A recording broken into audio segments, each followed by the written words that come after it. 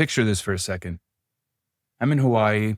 I'm sitting on a beach with a cold Modelo in my hand and the ocean stretching out everywhere I can see. Island music in the background.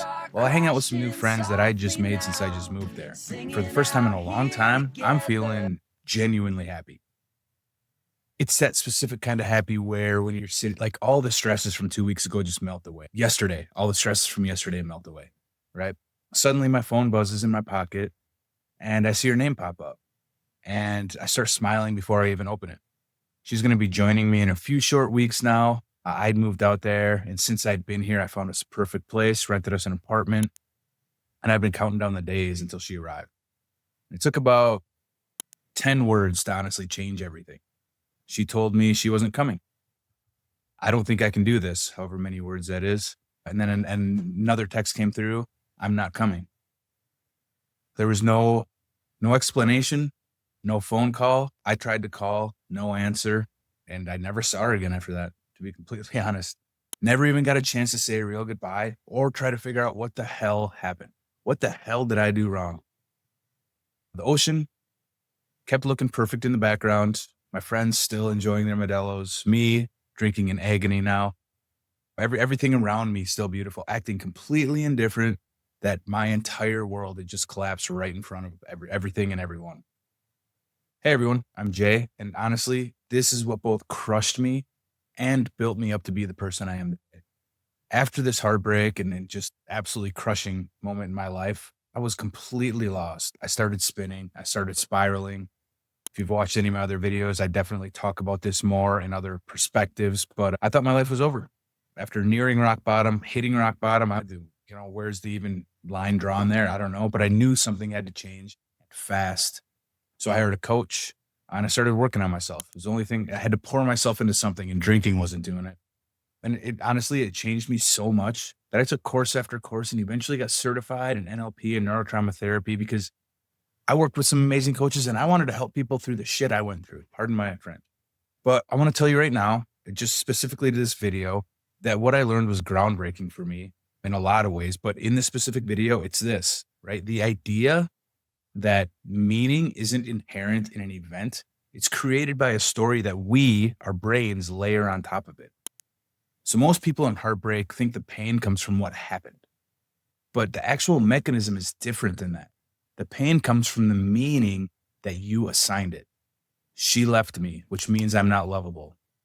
He ghosted me, which means I'm broken in some way. And it may not float to the surface in that sense, but that's what's happening in your subconscious. That's what's driving you into this hole, right? Spinning. The event and the story that you tell yourself are two completely different things. And once you're able to distinguish that and see that distinction clearly, everything starts to shift. I had 8, 10 words on the screen, depending entirely on the story that you choose to believe about those words and what they meant. If you've ever lived through a moment like this, where the floor just completely disappeared beneath your feet, then this video is definitely for you. That experience didn't actually break me, even though it felt like it at the time. I felt like that was it, because it actually started the process that changed my damn life. So right now, if you're hurting, first off, I'm sorry, but you don't need a complicated recovery plan. You need to remember one thing. The pain you're feeling is real, but it's also temporary. It's not spiritual bypass, right? That's neuroscience. So I want to jump into quickly the identity crisis that nobody ever talks about in situations like this or situations of loss. There's something super important that nobody ever tells you when a relationship falls apart or something bad like that happens. That deep grief you're feeling right now isn't just about losing her or him. It's actually about losing the version of yourself that only existed inside that relationship. Most people build their entire identity around a partner without even realizing it. And they don't do it because they're weak. It happens in a deeply human way because your routines, your future plans, your sense of being wanted, all that you want, all become part of how you understand yourself. Who you are is partly identified by the person who loves you in the life that you're building together. So when he or she leaves, that whole architecture of your personality goes right along with them. The next part, it honestly hits pretty hard when you finally sit down and think about it. But the person that you were in that relationship is dead. And I don't mean this in a morbid way, but that version of you was built inside a specific container that no longer exists. That person was never going to survive outside of that dynamic. And trying to bring them back is only going to keep you stuck in the past. When I sat in that Hawaii apartment all by myself, laying on the floor, staring at the ceiling, face planting on the couch, I spent hours trying to figure out who I was supposed to be without her. What I realized through a lot of pain, a lot of hurt, was that the dude who originally got on that plane didn't exist anymore because he had organized too much of his life around her and around her presence and around the life that we were building together. Now there was just this quiet and very disorienting gap where that man used to be, and I didn't know how to fill it. Most guys, they spend months or even years, and I was in this spiral for a while. They're trying to climb back into the old version of themselves because they think that's what healing looks like. That's what makes sense in your brain, right? And the fact is that isn't actually healing. It's a form of avoidance, and it keeps you from growing into the person you are meant to become next. The fact is, you can't resurrect something that was never designed to survive the end of that relationship. And I want you to actually try this NLP technique that we're going to go through instead of just listening to me talk about it. Because in coaching, we make this very big and vast distinction between the actual event and the meaning that you choose to assign to that event. And that goes for any event, right? This specific event, breakup, heartbreak, is a big one, right? That can alter your life one way or another. And that meaning that you choose to assign to that event changes everything. Look, the breakup happened, which is the objective event, right? But the thoughts like I'm broken, or I'm not lovable, I'm a failure, or whatever those thoughts are, they're not facts at all. They're just stories that your mind built to try to make sense of the level of pain that it could not process any other way. Because when that pain strikes, you know how it feels. You're everywhere, right? Your brain is trying to process it. You're trying to figure out why it happened. What's wrong with me? So I want you to take just a second here. Now I'll share this slide that I'm sharing too in the show notes. But I want you to take a second to notice what you're telling yourself right now about what this breakup actually means for you, for your future. I want you to take a second here to notice what you're telling yourself right now about what this breakup means for you and your future. Ask yourself if that thought is coming from what actually happened, or if it's just a story that your mind created around it to protect you from feeling vulnerable, from the hurt.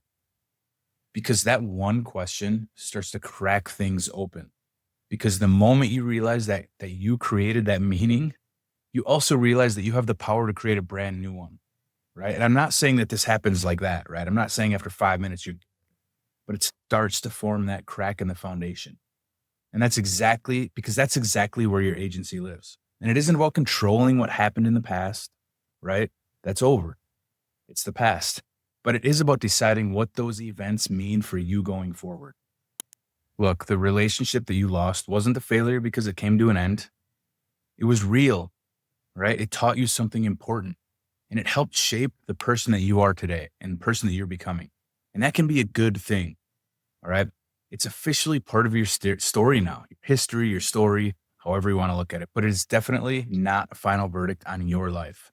And there's a massive difference between those two things. So I want to talk about the 72-hour reset. And now that you have a better handle on what's going on inside that pain that you're feeling, we need to talk about how to handle it a little bit. It's not some complex recovery plan or a massive self-improvement checklist. That would be a lot more than a YouTube video, right? But this helps, okay?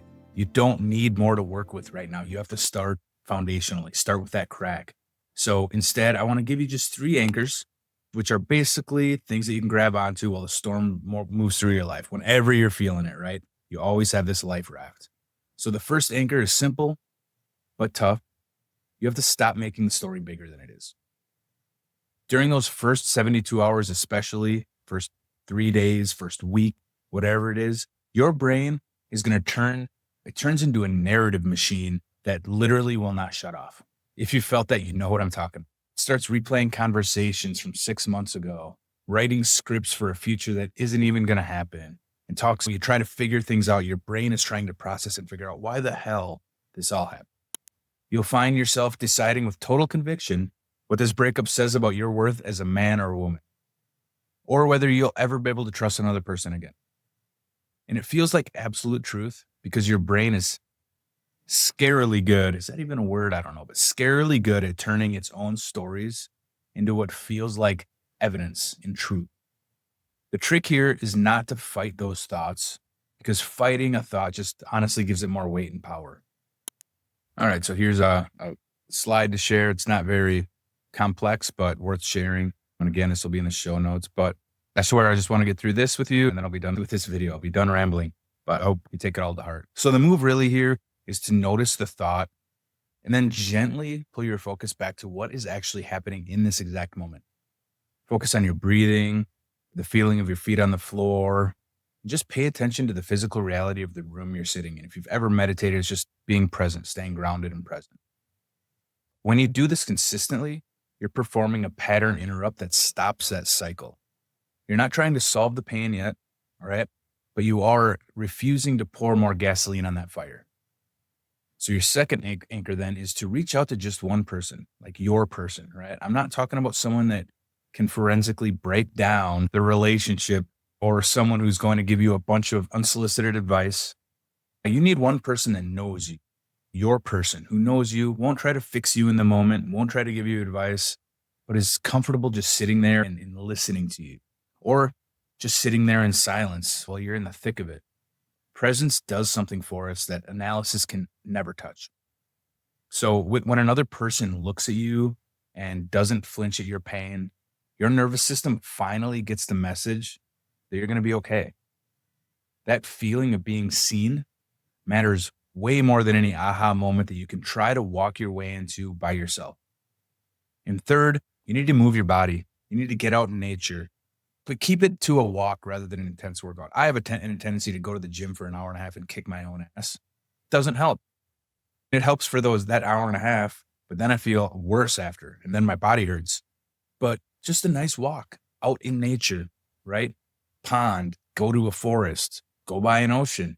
You're not trying to outrun the feeling or sweat the sadness out of your pores. You're just asking your nervous system to come down from the ceiling for a few minutes and settle down with you. Your body holds on to grief long before your mind can even put a name to it, right? And that physical weight of heartbreak is a very real thing. Movement is one of the only ways to actually process that weight instead of just shoving it down and burying it so it's going to pop up tomorrow or later tonight. I take walks anytime I'm stressed out now. I take a 15-minute break and go outside and take a walk. Unless I'm in Arizona and it's 120 degrees in the summer. That kind of kills that. But you get my point. Just feel the ground. Let your legs do the work. Breathe in some fresh ocean or forest or pond air, wherever you can get, and enjoy it. Because for right now, that's enough. Underneath all three of these anchors is a truth that you need to hear. Healing isn't about going back to the past. You aren't trying to recover the man or woman that you were before they left. It's about accepting that you've already changed. And honestly, that change may be the entire point of that experience. When I left Hawaii, I was not the same guy who arrived there years earlier. I was quieter, I was more honest with myself, and I realized I was much less likely to build my entire identity around someone else's presence. That wasn't a loss. It was a result of the process. When you can finally hold both of those things at once, the sadness for who you used to be and the gratitude for what that version of you learned through this process, that narrative starts to shift. This stops being something that just happened to you, and it starts being something that happened for you. It's not because the pain magically vanished, but because you've moved from the feeling of broken, from you feeling broken, to realizing that you've kind of been broken open. There's something much more honest waiting for you on the other side of all that. So in conclusion, their relationship ended, and that ending is forcing you to become someone new. And that isn't tragedy, my friends. That's the work of life, and you're ready for it. I want you to try something for the next 7 days. Every single time that loop starts playing in your head, the one that says you aren't enough or you'll never trust again, I want you to pause and ask yourself what it is that actually happened. I want you to pause Ask yourself if this is what actually happens or if this is just the meaning that you decided to give it in the process. If you do that consistently, you're going to be surprised at how quickly things start to shift for you. All right. I appreciate your time today. Some of my other videos go deeper into rebuilding your identity and go through limiting beliefs and getting out of ruts, getting out of the cycle, all that good stuff. So feel free to watch them now. Have a great day.